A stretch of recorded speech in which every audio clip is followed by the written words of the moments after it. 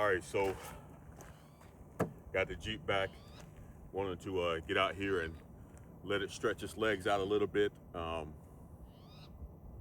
because I'm not really sure how it's going to do, and I've lost a little bit of confidence in the hybrid system. I didn't want to go anywhere too treacherous or go out too far, so I had two options: North Fork Road or Wrangler River Road up on Highway 2. I know they're getting dumped on, so I decided that I would try North Fork Road, something simple. Maybe I run into snow. I see some snow up on the mountains up there, but I don't know if I'll run into any today, but I just had to touch dirt. I had to touch dirt, so here we are. We're gonna just take it easy and see what the day holds. But yeah, you already see it. We're gonna be sitting on the couch, kick back, with our feet getting massaged this weekend while the other teams battle it out. But next weekend, we're gonna be ready, as always. Go Hawks.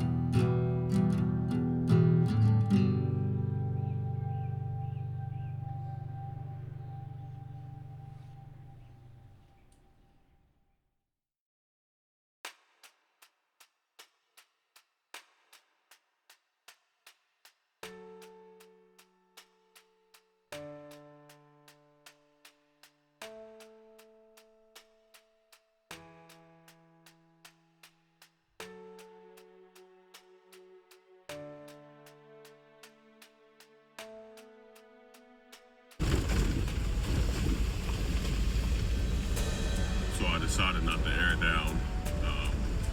If it gets a little bit too harsh, then I probably will. But in the meantime, we're just gonna be dodging potholes. Yeah, this is Pothole City.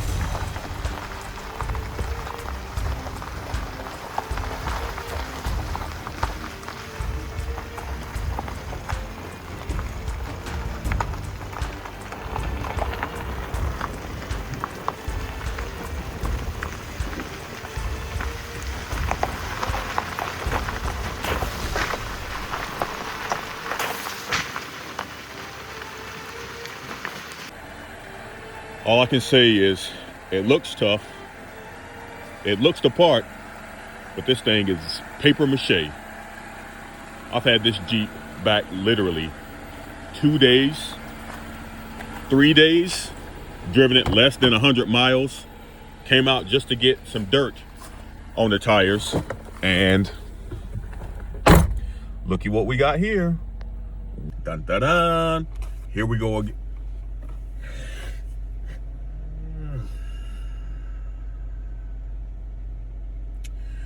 So here we go again. This is unfreaking believable. Check engine light, service hybrid electric vehicle system. I literally just got the Jeep back from the dealership. They had it for 3 weeks.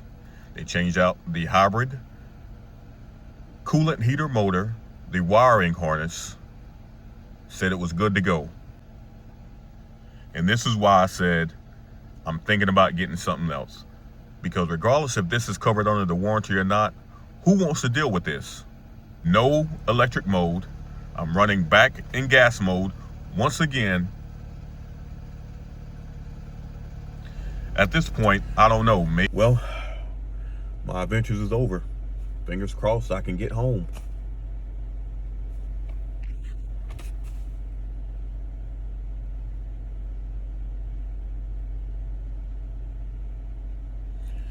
It's funny because my wife cried when I pulled out of the driveway with Clifford, the big red Jeep.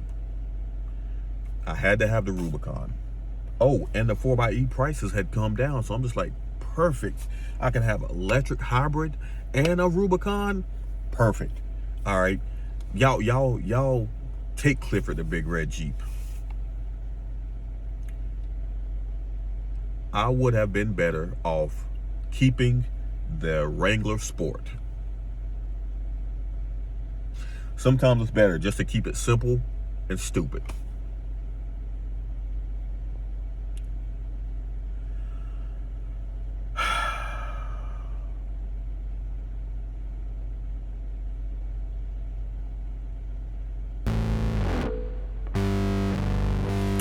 Okay.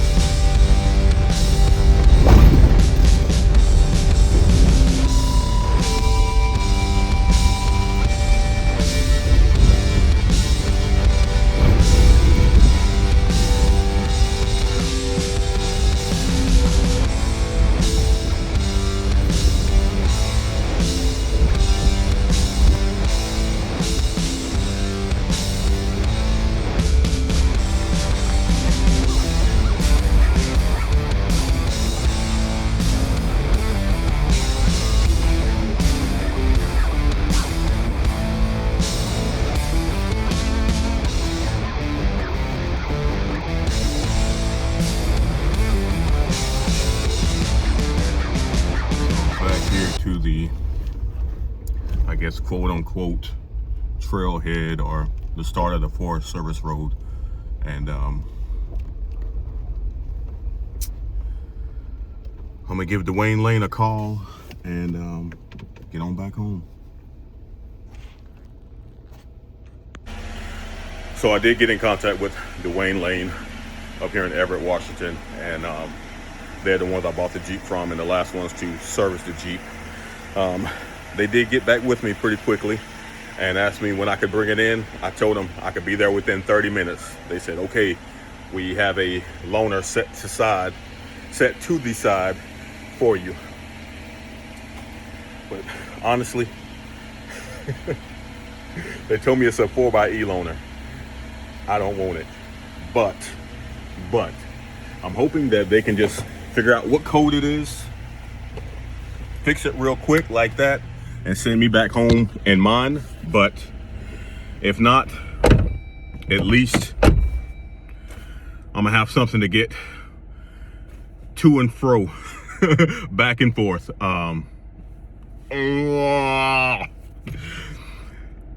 This has been an experience. Wifey is telling me lemon law. I sent her a video. She responded back, lemon law. 2 words, lemon law. I'm not going to say anything else. Lemon law. I said, well, let me contact an attorney and see. But I don't know. I don't know my rights, so I'm definitely going to have to consult an attorney on this. But whatever the case, this ain't it. I don't know what is it, but I know this ain't it. I'll let y'all know what comes about from this visit. For the rest of y'all 4xEs, owners, leasees, I know some of y'all are probably going through the same stuff I am.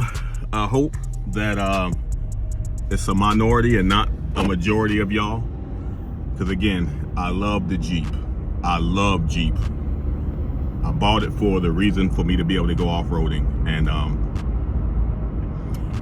it just hasn't stood up. Not this powertrain.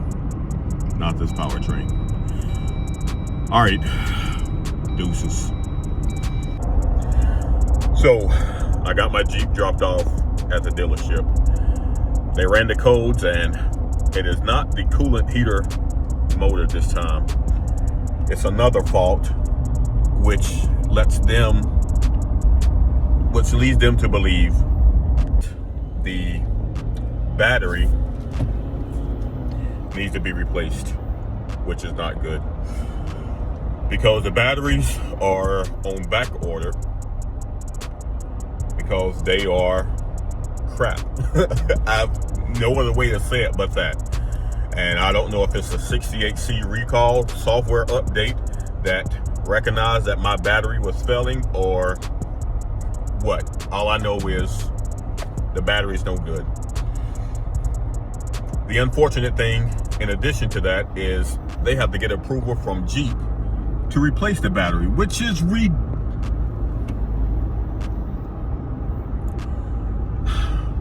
So I'm back in a loaner. I'm heading home. I'm in the same loaner that I dropped off to them 3 days ago. And how do I know? Because it has the same exact mileage that it had when I dropped it off. It still has the same dirt that I left in it from when I dropped it off. And I didn't want to get back in this, but I said, heck, at least I got a loaner and I don't have to worry about trying to rent one and, try to get reimbursed, which again is something that I've heard people have been dealing with and have been a problem. So I'm trying not to complain. I'm just gonna take it for what it is. And I don't know.